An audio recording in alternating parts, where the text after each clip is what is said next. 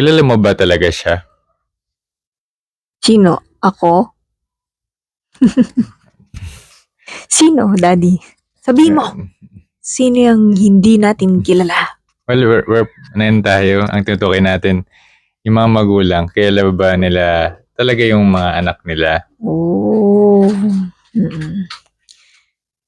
Sa totoo lang, Daddy, ako habang nagkakaroon tayo ng different stages sa pagpapalaki ng bata. Minsan parang hindi siya yung batang kilala mo before. Oo.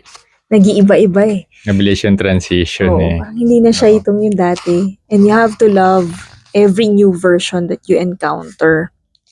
Yung parang mapapikit ka lang, wag mo siyang pansinin, mabusy ka sa work for a while. Iba na naman yung kinaharap mong version of that same person. Mm-mm. Kaya kasi ito po ang gusto namin ipinpunto ngayon. Diba't napakarami ngayong dahas na nagaganap sa ating mga kabataan. Sa school, diba? Nag-umpisa yan sa mga bullying. Tapos nun unti-unti na nag-evolve na nitong 2000, year 2000, tapos nag-2010, 2020. Abay, grabe na po ngayon ang mga kinahuhumalingan nila ngayon ha. Ang bit-bit na nila, deadly weapon na. At ang gusto na nila, hindi na lang basta suntukan, gusto na nila. Oo. Paano nangyari yun, Daddy, diba, no? Sa balita, yun ang nangyari ngayon, yung mga online games. So may mga predators doon. Tapos may group chat kasi doon eh, sa mga online games. Mm. And then yung mga predators doon from other country, tinatarget nila yung mga minor de edad na depressed, may psychological problems. Nag-isolate. Yun daw Yes, yung mga oo. ano na yan. So, ano pala talaga, no? Kailangan hindi talaga unattended ang mga menor de edad pagdating sa mga platform na ito. Kasi Oo. hindi mo na alam kung sino na yung kausap nila. Tapos magaling kasing parang siguro may nangyayaring form of pinoprogram din nila yung mga minds nitong ating mga kabataan. And the question is, bakit napadpad dito yung mga kabataan?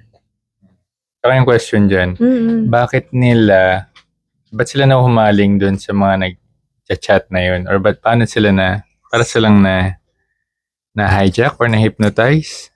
Or may need sila na nakukuha dun sa mga predators na yun? Yes. Kaya sila sumusunod.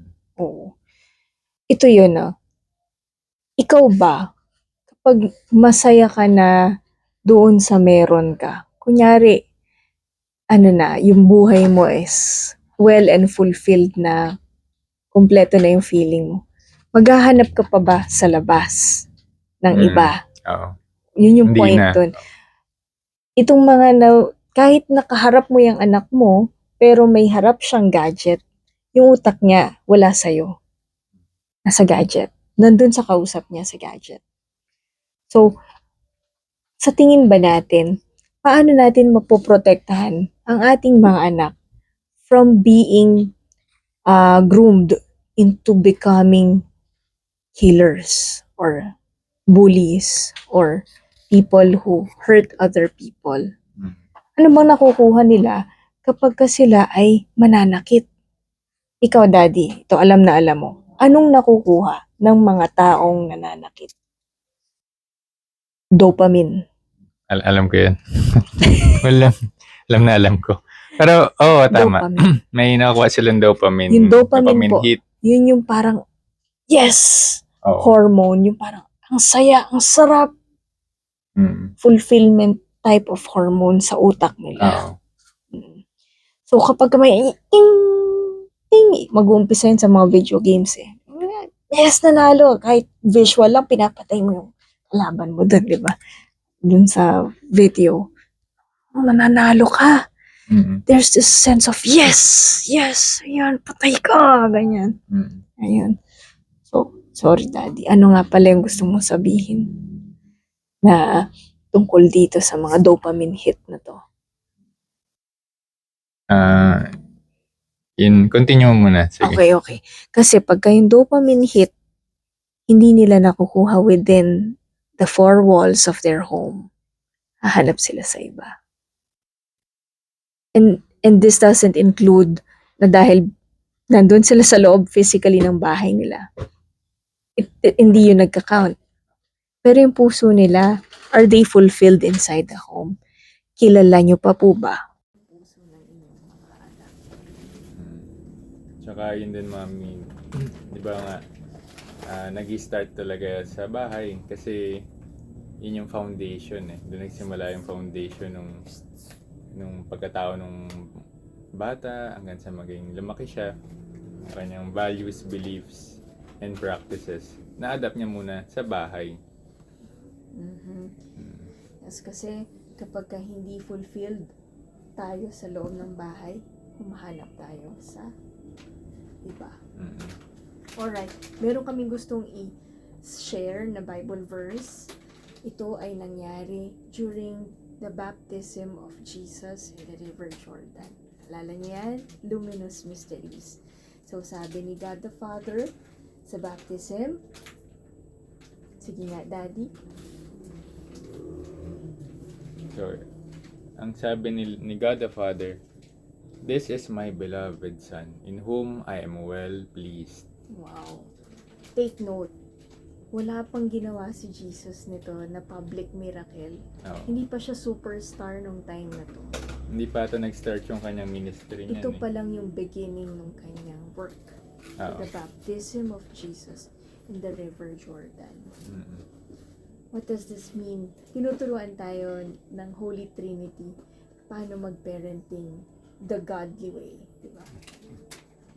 Si God the Father, hindi siya naging proud or natuwa kay Jesus after lang makatapos ni Jesus mag-aral.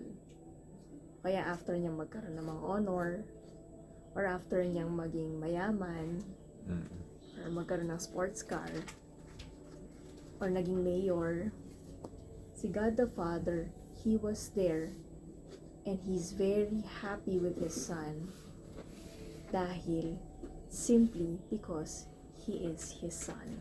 Yes. Oo. Kilala niya ang puso ni Jesus. Hindi kailangang maging sino man ni Jesus para mahalin ng kanyang ama. Ba? Gusto kaya ginitna po namin ito si Papa Joseph at saka si Jesus. Kasi ganda ng relationship nila.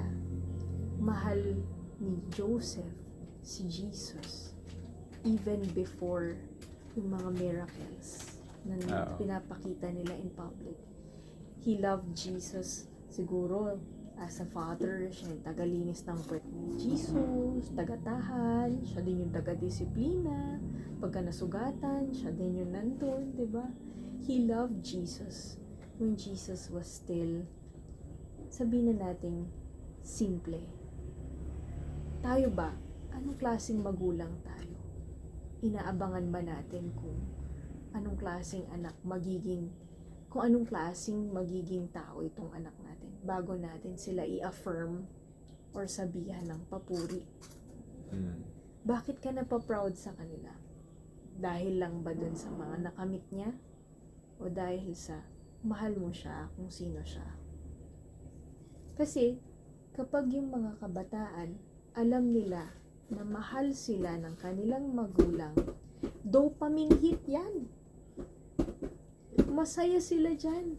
May inuuwian sila.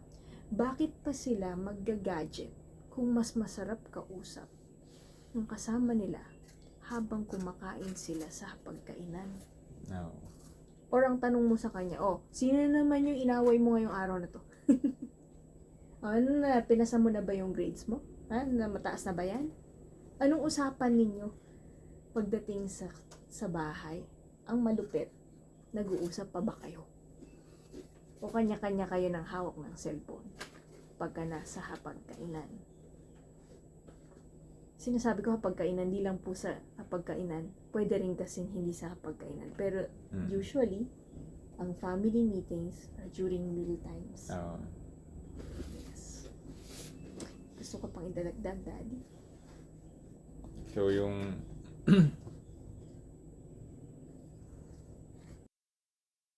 So, ayun, Mami, na siguro gusto kong i-add is matuto tayo bilang magulang na i-affirm natin yung mga anak natin. Just like the Heavenly Father did to His Son Jesus. Kahit sa mga maliliit na bagay. Ano, yung true affirmation, yung talagang nakita natin, appreciate natin siya bilang siya. Yes. And meron din with that po, meron kaming book na it is about parents with anxiety. Pero it's more than just anxiety. Marami po kayong maaaring matutunan doon. And for now, I'm just figuring out paano po siya mabenta online. So, just keep in touch sa mga videos namin. Then I'll send the link sa comments area. Maraming salamat po. Maraming salamat. Till For next now, time. yes. For now, you can please like, share, and follow Tahanan ni Maria. If you like to see videos or content similar with this. Thank you.